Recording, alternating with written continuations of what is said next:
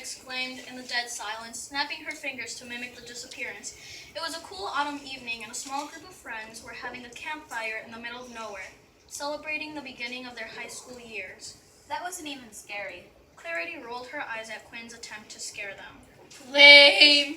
Liam agreed, nodding his head along with Clarity, who was trying to hide her fear. It's true. Search it up. Argued Quinn, sure that she would win this argument. Carla pulled out her phone, laughing mockingly at Quinn. Yeah, because it's totally possible for a bunch of people to die just to just die unexpectedly. Carla challenged. Liam stretched his neck to observe. So what does it say? Carla looked bewildered for a moment, then completely shocked. It's real, guys. It can't be. Ghosts don't exist. Clarity trailed off. Quinn laughed pointedly. Told you guys. Okay, well, we don't even know if this site is real or not. Liam retorted. Carla continued to scroll through the site. Guys, it says his grove is at Hollows Drive. That's just around the block. Carla exclaimed, completely stunned. Legend has it that if you burn a white rose in front of his grave, he will come and eat you or something. We should go. It's not that late. We should be back before it's really dark out. Quinn suggested, Clarity looking at Quinn full of angst. Why a white rose? Carla asked. They say he made a deal with the devil, and long story short, the devil gave him a rose to protect. Clarity looked at her friend worryingly.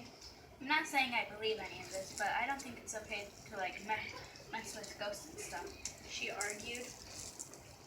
Guys, let's be real. This stuff is fake, so what's the point in going down to the cemetery just to burn a stupid flower in front of a grave, and give Quinn some sort of sick pleasure? Liam said, irritated. Quinn looked at Liam, a sly smirk across her face. You're just being chicken. Quinn said with a devilish smile. The rest of the group groaned, knowing that their friend would never turn down a dare. It's on, Quinn. Come on, guys. We're going down to the cemetery. My birthday was a few weeks ago, so my aunt left some roses at my house, and they just so happened to be white. Liam replied as a matter of factly. Carla groaned. Guys, no wait. I have an aunt whose gardener is friends with a person who was supposedly haunted. She pleaded. I don't want all that heebie-jeebie stuff in my life. God, Carla, you always chicken out. Clarity blurted, finally ready to join in. Carla, still resisting, frantically waved her arms. Well, sorry if I don't want to die. Carla defended. Don't worry, if it's fake anyway, what's the harm? Clarity assured. But, fine. Carla replied glumly. So the friends grabbed a rose from Liam's bouquet and headed down to the cemetery, all a bit squeamish, but never being able to admit it. Well, this place is pretty small, so I guess we should be able to find this tombstone easily. Carla whispered shakingly. Why are you whispering? It's not like anyone's here. Quinn said rather loudly. Lay off her, Quinn. She's scared, and to be quite honest, I am too. Clarity confessed, not noticing that Liam had ventured off. I found him. Liam shouted from the distance. Not realizing they were all a bit tense, they let out a big sigh. They headed to where Liam's shout had been coming from, and they all froze when they reached the aged, beaten-down grave. Jeez, it's a wreck. Carla noted. Quinn walked up to Liam and extended her hand. Rose, She said sternly to Liam. She pulled out the lighter she always carried around in her pocket and lit the flower ablaze. Sizzle, snap, sizzle went the flower as it quietly burned to ashes on the cemetery ground. Nothing happened. God, I knew it was fake, Quinn. This was just a waste of time. Liam said with a tone of annoyance. see, Carla, it's fine. Clarity whispered to Carla. Quinn was silent. They didn't see it. She thought. Just me. They had all started back when Liam asked. Quinn, you coming? Yeah, give me a second. She muttered. She waited until they were gone. The whole time the spirit was staring at her without a word, knowing the others couldn't see him. So who may you be, pretty lady? The spirit inquired. Quinn? She said in a hushed tone, well, I'm Louis the Prince, and you, my dear, are in huge trouble, he said, giggling hysterically. Well, oh no. She pleaded. You think I'm going to hurt you? Ha! That's a good one. No, I'm going to do something much worse. You're going to watch the people you care about die and fade away into nothingness. He carried on. Why, it's not their fault. She pleaded. Please just take me. And why would I do that, when I can just take your beloved friends? He cackled. No, She whispered. you can't. On the contrary, I can. And you're not going to say a word. As far as you know, all their deaths were accident, he explained. Quinn held back her tears. Please. She choked on her own words. Hush now and go off to your friends, and don't you dare try anything. He ordered and with the snap of his fingers disappeared. Quinn, are you coming or not? Liam shouted. Quinn took a deep breath, trying to keep herself together as she ran back to her friends, trembling with fear. Quinn, you alright? Liam asked worryingly. I'm fine. Quinn replied, faking her smile. Hey, let's search back to Quinn's. Clarity suggested, trying to lighten the mood. Okay, ready, set, go.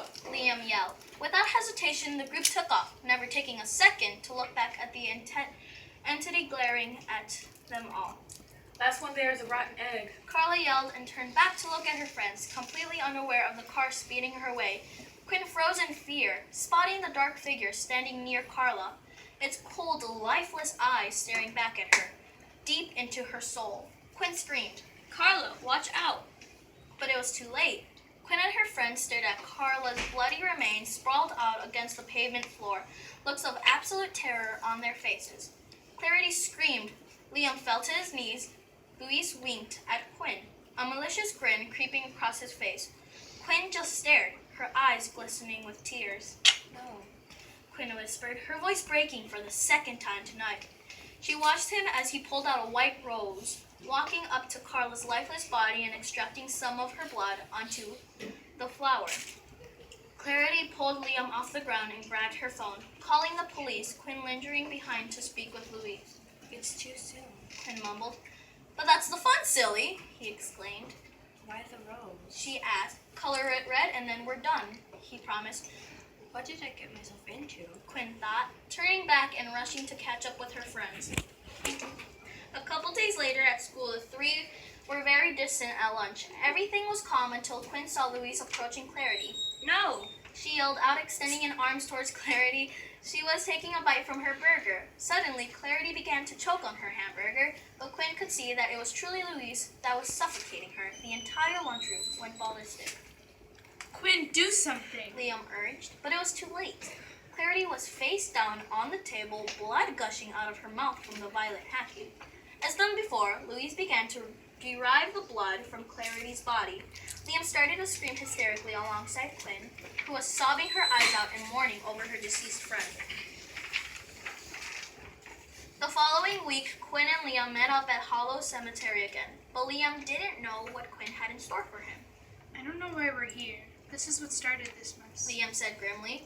I wanted to see if we could fix this. I'm really sorry. She mumbled. At that moment, Louise tapped Quinn on the shoulder, handing her the pistol.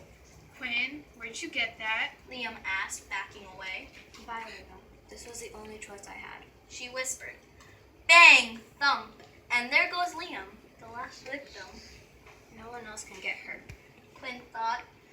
So you've actually done it, Louise said, drawing blood from Liam's corpse. Yeah, I guess. Leave me alone now. She whispered. Well, you see, there's one small detail left, he said, raising the almost red rose. Why isn't it red? She said cautiously. I'm sorry, I couldn't tell you, or you never agreed. He chuckled, pulling out a blade from his cloak.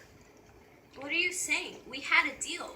Quinn screamed. My apologies, dearie, he said, raising the blade to her neck. No! Quinn yelled, the razor slicing through her throat. He chuckled, extracting her blood onto the rose. Not everyone wins these games, he said, finally vanishing into thin air.